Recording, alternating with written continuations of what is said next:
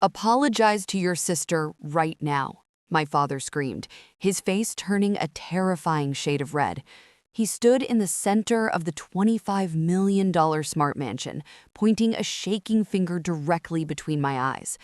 "Apologize to Madison for trying to steal her spotlight, or I will lock you in your room until you learn your place." The air in the room went still.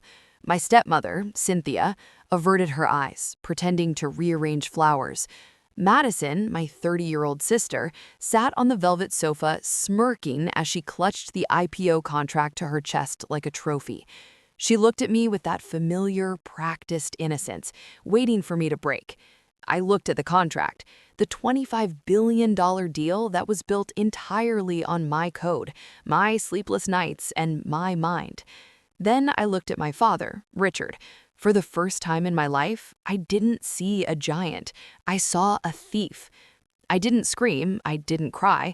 I simply straightened my spine and said calmly, "I'll go to my room now." I turned and walked away. Behind me, I heard him bellowing threats about ungrateful children and consequences, but he had no idea what consequences really looked like. Not yet. Before I tell you what happened the second that door closed, drop a comment below and let me know where you're watching from. I want to see how far this story travels. I closed the door to my room. It didn't slam, it clicked shut with the quiet precision of a bank vault ceiling for the night. I walked to my desk and sat down, not in a panic, but with a strange, cold clarity. I know what you're thinking. Why did I stay? Why did a 30-year-old woman with a genius-level IQ let her father treat her like an unpaid intern for a decade? It's a fair question. The answer isn't simple. It wasn't loyalty, it was a cage built of words, invisible chains that my father, Richard, had been forging since I was in pigtails. Psychologists call it learned helplessness, but in my house, it was just the rules of engagement. When I was 10, Madison was taking ballet lessons and modeling for local catalogs. I was sitting in the car doing her math homework so she wouldn't fail the 4th grade. My father would look at me in the rearview mirror and say, "Your job is to make sure your sister shines. Danielle, that is how you earn your keep. That is how you pay us back for the roof over your head." He groomed me to believe my existence was a debt I could never quite pay off. I wasn't a daughter, I was the service staff. I was the fixer. I was the invisible engine that kept the golden child running. Fast forward 20 years, while Madison was traveling to Ibiza and building her brand as a lifestyle guru, I was in the basement of this glass fortress. I wasn't partying, I was building. Elira wasn't just code.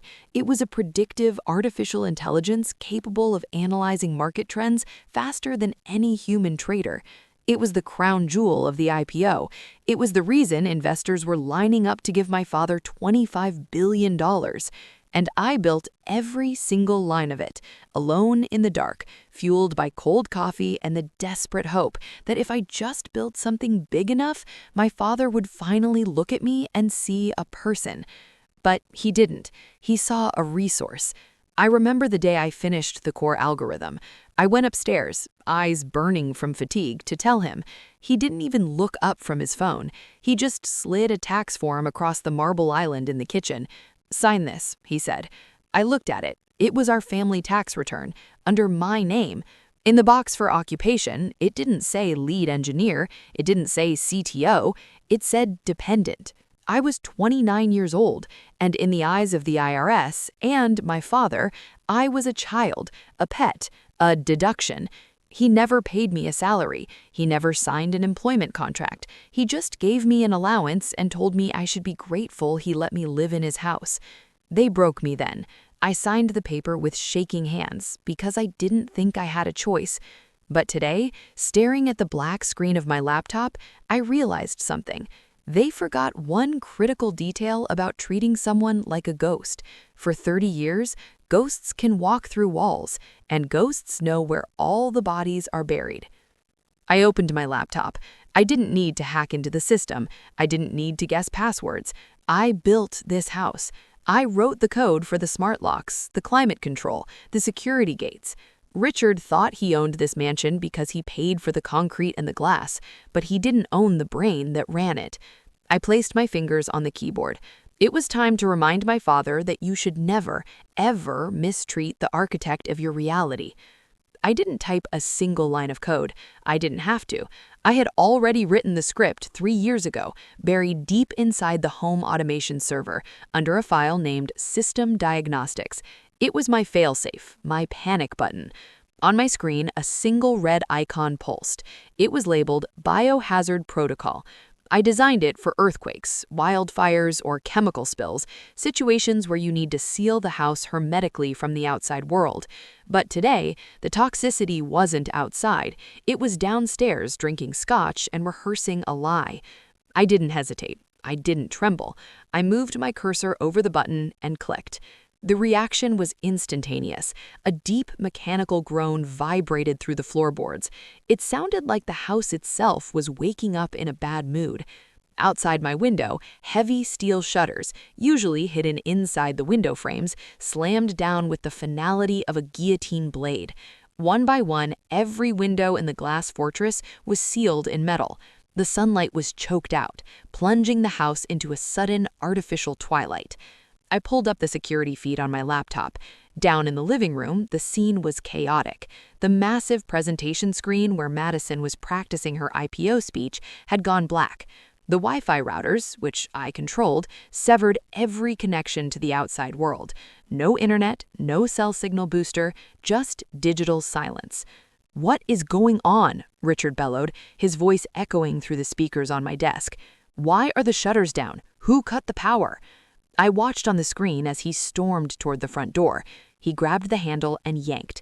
It didn't budge. The biometric scanner on the wall, usually a welcoming green, was flashing a hard, angry red. He tried the keypad. Nothing. He kicked the door. It was solid oak reinforced with a steel core. He wasn't going anywhere.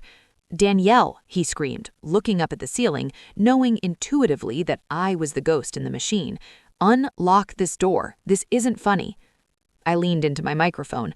My voice boomed through the entire house, amplified by the surround sound system, usually reserved for their parties. "Perimeter violation detected," I said. My voice was calm, almost bored. "Lockdown active. All exits sealed. Please remain calm and await authorities." "Open the door," he roared, his face contorted on the pixelated feed.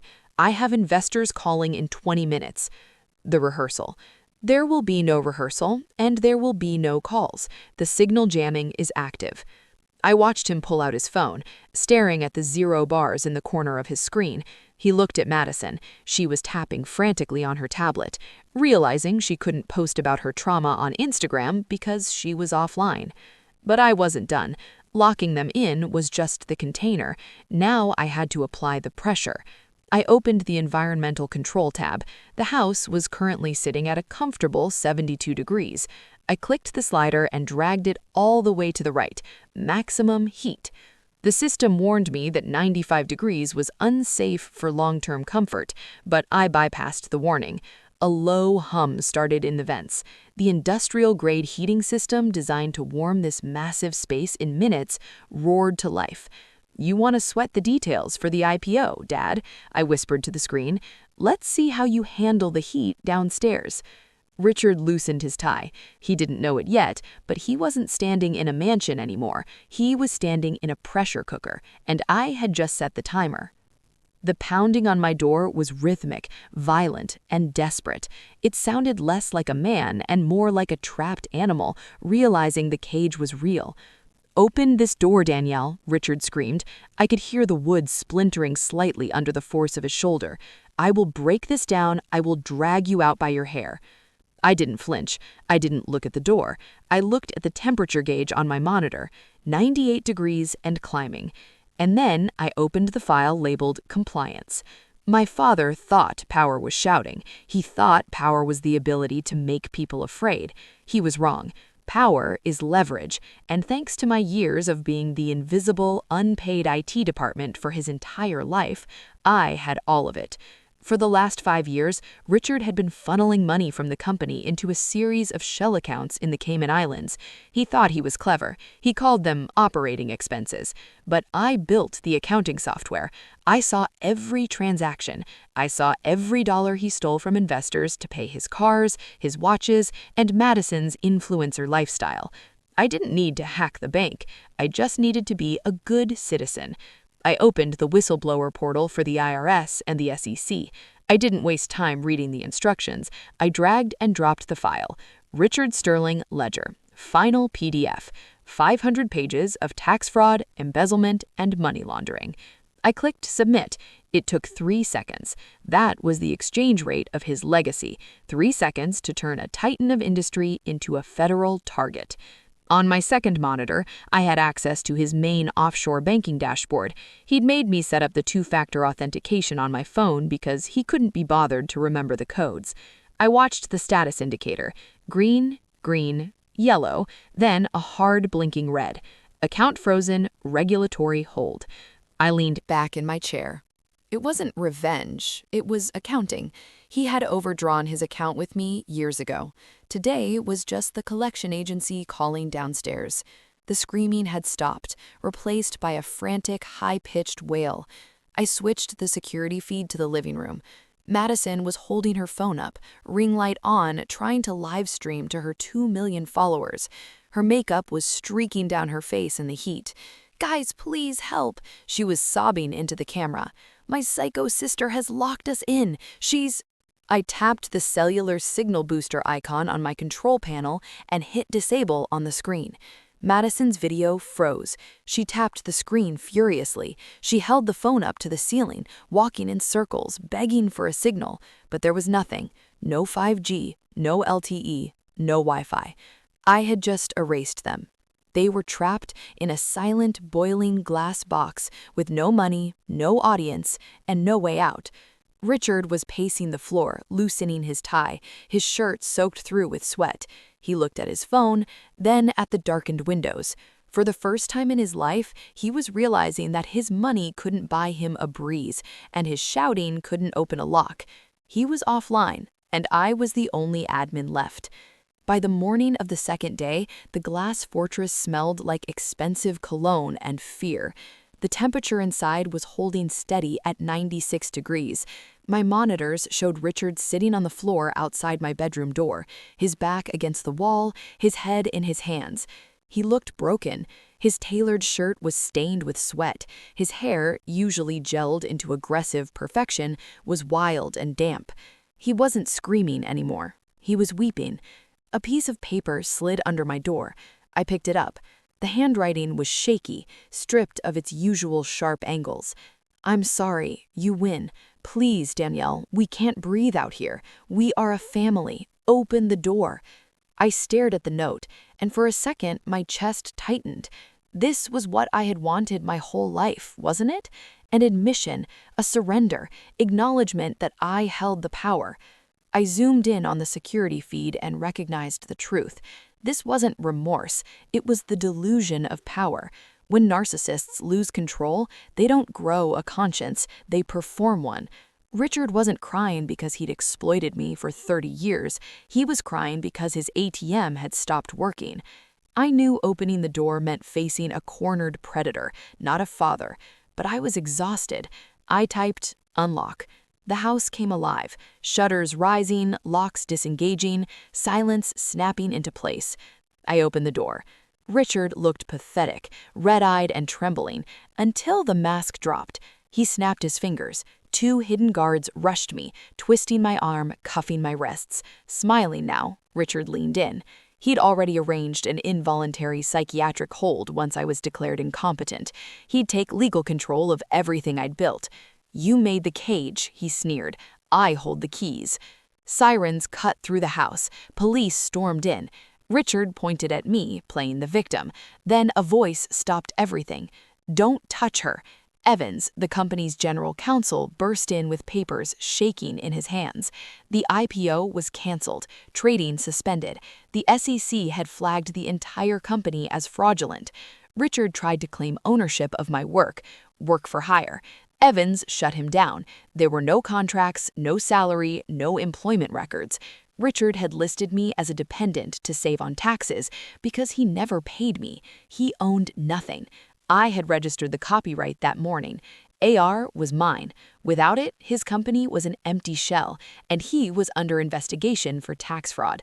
They took Richard away in handcuffs. His empire hadn't collapsed because I locked him out, but because he'd never valued me enough to write a paycheck. 6 months later, I signed a licensing deal as a majority owner, not a dependent, a partner. To anyone trapped in a room you didn't build, your worth is not something they grant you. It's something you already own. And sometimes, to save yourself, you have to walk away and let the bridge burn. Freedom tastes better than fear.